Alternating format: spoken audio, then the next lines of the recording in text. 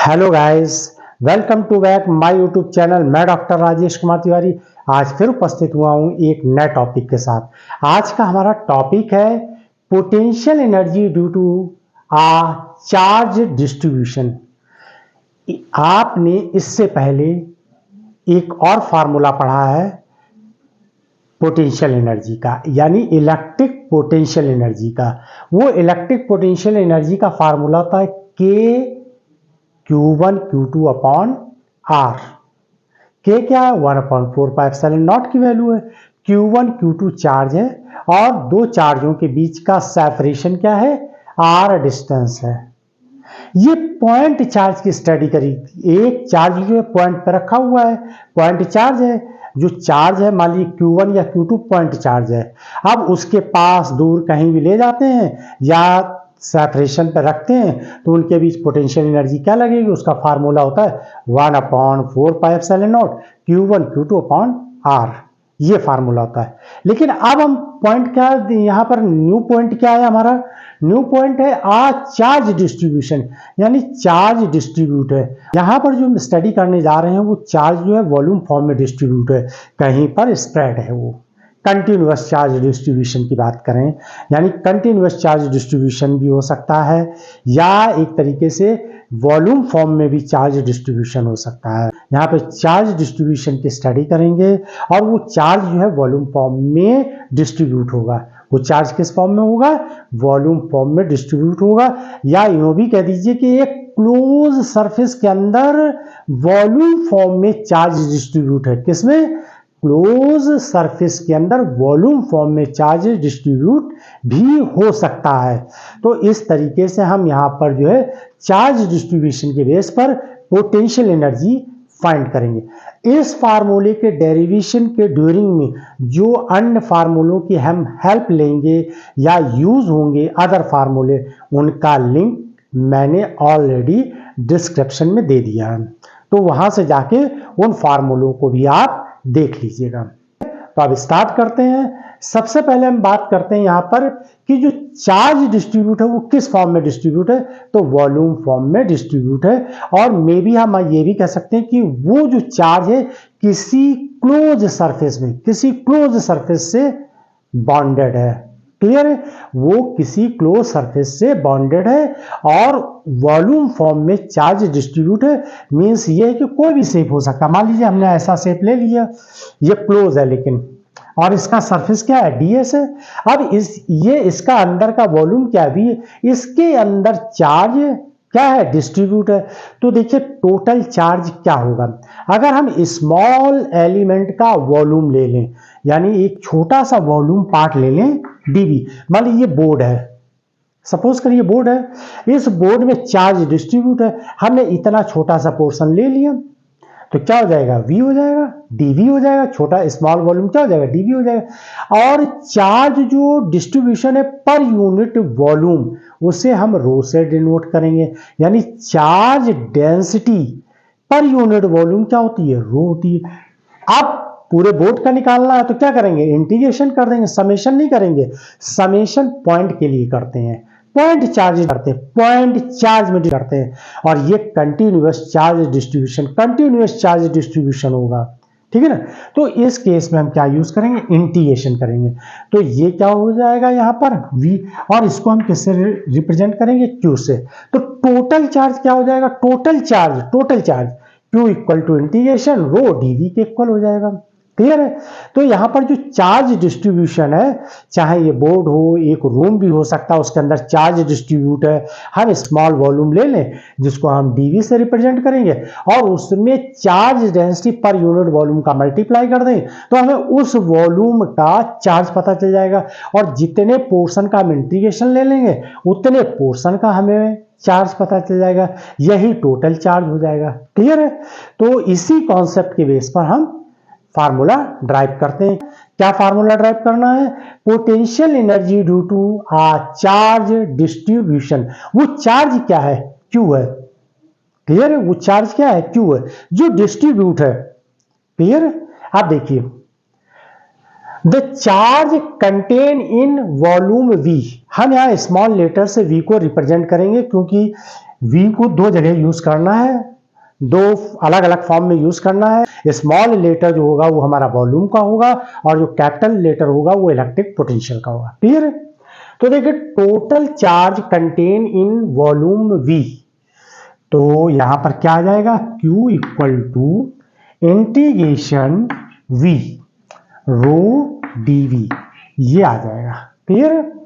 और एक बात ध्यान रखिए, मैंने भी पहले ही बता दिया था कि जब पॉइंट चार्ज होता है तो वहां पर सारे चार्जों का समेशन से किया जाता है पॉइंट चार्ज की वजह से, लेकिन जब यहां पर चार्ज डिस्ट्रीब्यूशन कंटिन्यूअस होगा तब हम यहां पर इंटीग्रेशन का यूज करेंगे। Clear?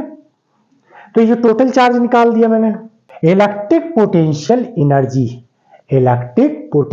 Energy U equal to 1/2। देखिए पॉइंट की पोटेंशियल एनर्जी क्या होती है, पॉइंट चार्ज की एनर्जी होती है 1/2 QV पॉइंट चार्ज की। क्लियर है? पॉइंट चार्ज की पोटेंशियल एनर्जी होती है 1/2 QV। क्लियर? अब Q क्या है, इंटीग्रेशन के फॉर्म में है, तो यहां इंटीग्रेशन के फॉर्म में ये फार्मूला लगा देंगे, तो पोटेंशियल एनर्जी आ जाएगी यहां पर इंटीग्रेशन चार्ज की जगह पे क्या पुट करेंगे, रो dV, यहां पर भी लगा देंगे, और वो पोटेंशियल, अब ये कैपिटल V आ गया, ये पोटेंशियल इलेक्ट्रिक पोटेंशियल है। V क्या है, where V is electric potential according to Gauss law. अब गॉस लॉ तो आपने ये पढ़ा है, क्लोज सरफेस इंटीग्रेशन Q/ε0, आपने यही पढ़ा है। एक फार्मूला मैंने डिफरेंशियल फॉर्म में भी प्रूव किया है, और डिफरेंशियल फॉर्म का फार्मूला होता है del E इक्वल टू ρ/ε0। ये रो क्या है, चार्ज डेंसिटी पर यूनिट वॉल्यूम। ये किसके फॉर्म में, डाइवर्जेंस के फॉर्म में है, डाइवर्जेंस के फॉर्म में यह फार्मूला पढ़ा, यहां पर डॉट लगा दीजिए ऐसे, ये डाइवर्जेंस के फॉर्म में पढ़ा। तो हम यहां पर डिफरेंशियल फॉर्म का फार्मूला यूज करेंगे। इस प्रूविंग का लिंक डिस्क्रिप्शन में मैंने ऑलरेडी दे दिया। अब देखिए यहां पर हम ले लेते हैं according to Gauss law del dot E equal to ρ/ε0। अब इसको डाइवर्जेंस के फॉर्म में लिख लिए, डाइवर्जेंस E इक्वल टू ρ/ε0, तो यहां पर रो इक्वल टू हो जाएगा ε0 डाइवर्जेंस E। अब ये रो की वैल्यू उठा के आप पुट कर दीजिए, रो की वैल्यू इसमें पुट कर दीजिए, तो पोटेंशियल एनर्जी इक्वल टू, ये पोटेंशियल एनर्जी है electric potential energy, U equal to 1/2 integration V volume, rho की वैल्यू ये पुट कर देंगे, इतनी रो की वैल्यू उठा के इस जगह पुट कर दीजिए, तो ये आ जाएगा ε0 डाइवर्जेंस E। क्लियर? और ये क्या है, dV वॉल्यूम है, dV वॉल्यूम लिख दीजिए। V क्या है, यहां पर पोटेंशियल है, V क्या है, पोटेंशियल यानी इलेक्ट्रिक पोटेंशियल है। क्लियर? अब इसको सीक्वेंस में लिखिए जिसे हम सॉल्व कर सकते हैं। तो देखिए ε0 को तो बाहर कर दीजिए, कांस्टेंट वैल्यू, इसको बाहर कर दीजिए, तो क्या हो जाएगा, U equal to 1/2 ε0 integration volume integration. आप चाहे तो ट्रिपल साइन बना लें इंटीग्रेशन के, इस तरीके से, ऐसे, इस तरीके से, और या ऐसे लिख दें, मीन्स एक ही है। यहां पर लिखिए डाइवर्जेंस E, और ये V इधर कर दीजिए, और ये कर दीजिए dV, ये वॉल्यूम के लिए है, dV क्या है, वॉल्यूम है, ये स्मॉल v वॉल्यूम है, जो आप सिस्टम ले रहे हैं, कंटेनर ले रहे हैं, उसके अंदर में जो चार्ज डिस्ट्रीब्यूट है, यानी वो वॉल्यूम क्या है, स्मॉल v है, तो स्मॉल एलिमेंट के लिए क्या हो जाएगा, dV हो जाएगा। V डाइवर्जेंस ई को सॉल्व कर लेते हैं।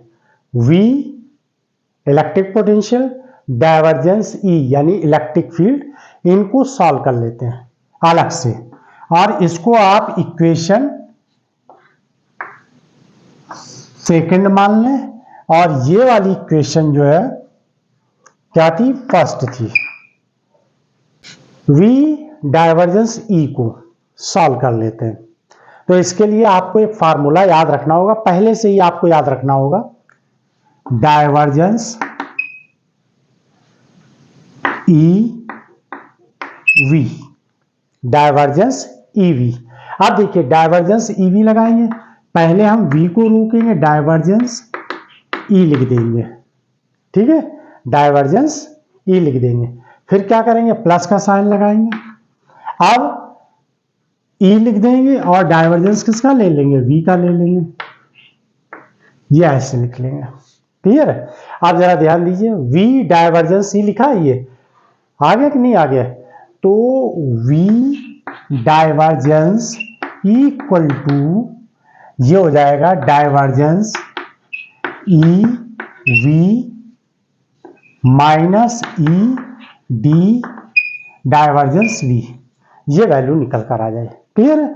और ये वैल्यू क्या करेंगे, हम यहां पर इसमें पुट कर देंगे, लेकिन उससे पहले एक इसमें कंडीशन लगा लेते हैं हम कि divergence equal to gradient, divergence equal to किसके होता है, ग्रेडियंट को होता है, ग्रेडियंट इक्वल टू डाइवर्जेंस को होता है, ठीक है। ये कंडीशन यहां अप्लाई कर देते हैं, तो देखिए वी डाइवर्जेंस ई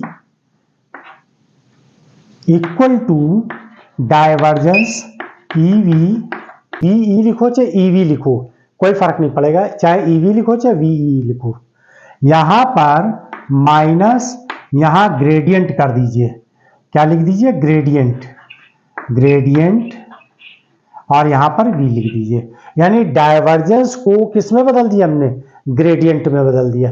अब ये वैल्यू उठा के इसमें पुट कर दीजिए, वी डाइवर्जेंस ई की जगह पर देखिए वी डाइवर्जेंस ई लिखा है, वी डाइवर्जेंस ई लिखा है कि नहीं लिखा है, ये वैल्यू पुट कर दीजिए इसमें इक्वेशन सेकंड में, इसको हम रब कर दे रहे हैं, इसका काम खत्म हो गया। पुटिंग द वैल्यू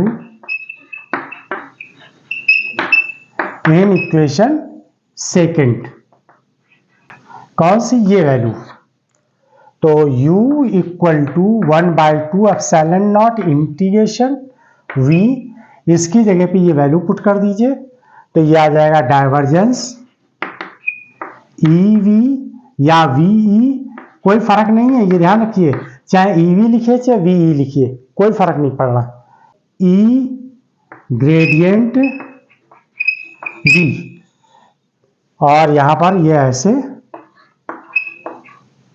कर दीजिए, ध्यान दीजिए, V divergence E V minus E gradient V, ये वैल्यू पुट कर दिए, यहां पर ई वी या वी ई लिखे कोई फर्क नहीं। आप देखिए इसको अलग अलग टर्म कर लीजिए, 1/2 epsilon not integration V divergence V E, ये एक ब्रैकेट में, इंटीग्रेशन का साइन ये बना दीजिए, माइनस इंटीग्रेशन, यहां पर भी 1/2 एप्सिलॉन नॉट लिख लीजिए ये, और ये V E gradient V D V, clear है। ये ध्यान रखिएगा, मिस हो सकता है कि यहां पर हम कैपिटल वी कर दें, ये ध्यान रखिए वॉल्यूम के लिए है, स्मॉल ही वी है, डीवी क्या है, यहां पर डीवी वॉल्यूम है, और ये वी क्या है, पोटेंशियल है, इलेक्ट्रिक पोटेंशियल, ये आपको ध्यान रखना है, हो सकता है हम करते समय ये मिस हो जाए, तो आपको ध्यान रखना है यहां पर, क्लियर है। तो अब आगे देखिए, इन दोनों टर्म में इसको सॉल्व करते हैं, फर्स्ट टर्म को, ये डाइवर्जेंस है, वॉल्यूम और डाइवर्जेंस लिखा है, इसको किस में बदल दें हम, डाइवर्जेंस थ्योरम का काम क्या होती है, वॉल्यूम इंटीग्रल को सरफेस इंटीग्रल में बदल देती है, वॉल्यूम इंटीग्रल क्या करती है, सरफेस इंटीग्रल में बदल देती है, क्लियर है। तो देखिए डाइवर्जेंस वी ई लिखा हुआ है और ये डीवी लिखा हुआ है, यानी ये वॉल्यूम है, ऐसे according to divergence theorem, according to divergence theorem. अब डाइवर्जेंस थ्योरम इसमें अप्लाई कर दीजिए। तो डाइवर्जेंस थ्योरम क्या करती है, integration volume divergence V E DV volume equal to surface integration ऐसे करेगा। और ये क्या है, v क्या है यहां पर स्केलर क्वांटिटी, e क्या है वेक्टर क्वांटिटी है। तो ये वेक्टर क्वांटिटी में अप्लाई किया जाता है, ये ध्यान रखिएगा, वेक्टर क्वांटिटी में अप्लाई किया जाएगा। तो आप v को तो छोड़ दीजिए, यहां कर दिया ये ऐसे, e को लिखिए यहां पर, e को लिखा, और जो हम सरफेस लिखेंगे वो यूनिट वेक्टर की फॉर्म में लिखेंगे, या फिर आप यूनिट वेक्टर ना लिखे तो ds पर वेक्टर का साइन लगा दे। क्लियर है? अगर आप यूनिट वेक्टर नहीं लिख रहे हैं तो ds पर वेक्टर का साइन लगा दिए, अदरवाइज आप यूनिट वेक्टर ds कर दीजिए। क्लियर है? ये जो है डाइवर्जेंस को यानी वॉल्यूम इंटीग्रल को किस में बदल दिया गया, सरफेस इंटीग्रल, यानी यहां ये सरफेस का साइन है, ये सरफेस इंटीग्रल में बदल दिया। क्लियर है? आगे बात समझिए। अब इस जगह पर ये वैल्यू, ये देखिए बराबर है ना, ये वैल्यू यहां पुट कर दीजिए, ये वैल्यू यहां पर पुट कर दीजिए, u equal to 1/2 epsilon not integration surface आ जाएगा वॉल्यूम की जगह, v e dot unit vector ds, और यहां पर ये जो सेकंड टर्म है इसको ऐसे लिख दीजिए, ये थोड़ा सा ऊपर लिख दें यहां पर ऐसे, minus 1/2 epsilon not integration v e gradient v dv। Clear है? यहां तक समझ में आ गई बात कि नहीं? Now see next step. v क्या है, पोटेंशियल है। पोटेंशियल किस पर डिपेंड करता है, पोटेंशियल डिपेंड करता है इनवर्सली प्रोपोर्शनल r पर। E क्या है, इंटेंसिटी यानी इलेक्ट्रिक फील्ड है, ये किस पे डिपेंड करती है, 1/r² पे। V किस पे डिपेंड करता है, 1/r पे। E किस पे डिपेंड करता है, 1/r² पे। और ds क्या है, ये एरिया है, एरिया किस पे डिपेंड करता है, r² पर। ध्यान दीजिएगा मेरी बात को। V inversely proportional to r, E inversely proportional r² of distance, v inversely proportional to distance, E inversely proportional to square of distance, और एरिया किस पर डिपेंड करता है, r² पर, r² पे तो डिपेंड करता है। अब देखिए यहां r² एरिया यानी s जो है वो r² की, अगर हम तीनों का मल्टीप्लाई करें तो क्या आएगा, तीनों का मल्टीप्लाई, ई वी एस का मल्टीप्लाई, देखिए मल्टीप्लाई है, वी ई एस, तीनों का मल्टीप्लाई करें तो 1/r ही तो आएगा। और r क्या है, बहुत बड़ी वैल्यू है, मीन्स ये बोर्ड है। अब बोर्ड में चार्ज डिस्ट्रीब्यूट है, और जितना चार्ज ज्यादा दूर डिस्ट्रीब्यूट होगा वो उतना ही कैसा हो जाएगा, नेग्लिजिबल हो जाएगा। ये पॉइंट बहुत ही इंपॉर्टेंट है। ये पॉइंट क्यों इंपॉर्टेंट है, क्योंकि यहां पर देखिए 1/r into 1/r² into r², r² से r² कैंसिल हो जाएगा, 1/r आ जाएगा, r डिस्टेंस बड़ी है, पॉइंट चार्ज में r डिस्टेंस क्या होती है, लार्जर वैल्यू है। तो इसकी वजह से ये रेशियो 1/r² क्या हो जाएगा, 1/r²। जितना r बड़ा होगा, लार्ज वैल्यू होगी, 1/r की वैल्यू उतनी छोटी होती चली जाएगी। r जितना बड़ा होगा 1/r की वैल्यू उतनी छोटी हो जाएगी। तो यानी ये टर्म कैसा हो जाएगा, निग्लिजिबल हो जाएगा। ये टर्म कैसा हो जाएगा, निग्लिजिबल हो जाएगा। क्लियर है ना। तो ये वाला टर्म जो है यहां से हट गया। अब जो बचा है सेकंड टर्म उसको लिख दीजिए, यानी ये वैनिश हो जाएगा। ये टर्म क्यों वैनिश हो जाएगा, इसलिए कि V inversely proportional to R, E inversely proportional square of distance, और S क्या है, एरिया है जो डायरेक्टली प्रोपोर्शनल टू स्क्वायर। तो इसका मतलब ये हुआ कि ये कैंसिल हो जाए, ये r आ जाएगा। r जितना बड़ा होगा 1/r की वैल्यू उतनी छोटी हो जाएगी। तो ये टर्म क्या हो जाएगा, वैनिश हो जाएगा, क्योंकि एप्सिलॉन नॉट तो ऑलरेडी ही छोटा है, 10 की पावर -12, 8.86 इंटू 10 की पावर -12, और ये 1/r से 1/r की वैल्यू बहुत छोटी हो जाएगी। तो ये वाला टर्म क्या हो जाएगा, वैनिश हो जाएगा। Electric potential energy U equal to -1/2 epsilon not integration V E gradient V dV। Clear है। देख ले बोर्ड में आ रहा है कि नहीं आ रहा है। देखिए एक फार्मूला बहुत फेमस है, इलेक्ट्रिक फील्ड को पोटेंशियल में और पोटेंशियल को इलेक्ट्रिक फील्ड में कन्वर्ट करने वाला फार्मूला, वो है E equal to minus gradient V। इसका लिंक मैंने डिस्क्रिप्शन में दे दिया है। ये बहुत ही इंपॉर्टेंट फार्मूला है। अगर आपके पास इलेक्ट्रिक फील्ड है तो आप पोटेंशियल निकाल लीजिए, पोटेंशियल अगर आपको पता है तो इलेक्ट्रिक फील्ड निकाल लीजिए। और ये बहुत जगह फार्मूला यूज हुआ है, यानी कि electric field equal to negative gradient potential. Clear है ना।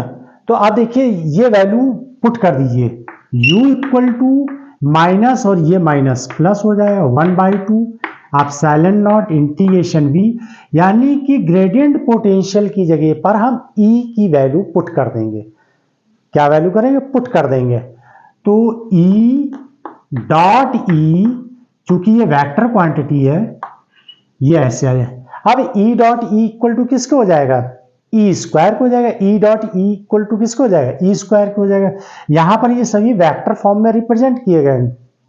तो U equal to 1/2 epsilon not integration V E square और ये dV, ये वैल्यू निकल कर आ जाएगी।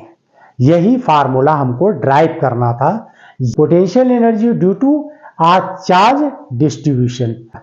अब अगर इसमें हम वॉल्यूम से डिवाइड कर दें तो फिर पर यूनिट वॉल्यूम एनर्जी निकल आएगी, पर यूनिट वॉल्यूम एनर्जी निकल आएगी। तो पर यूनिट वॉल्यूम की एनर्जी हो जाएगी U equal to 1/2 epsilon E square, क्योंकि इंटीग्रेशन V dV क्या है, वॉल्यूम है, और इस वॉल्यूम से डिवाइड कर देंगे तो पर यूनिट वॉल्यूम आ जाएगा।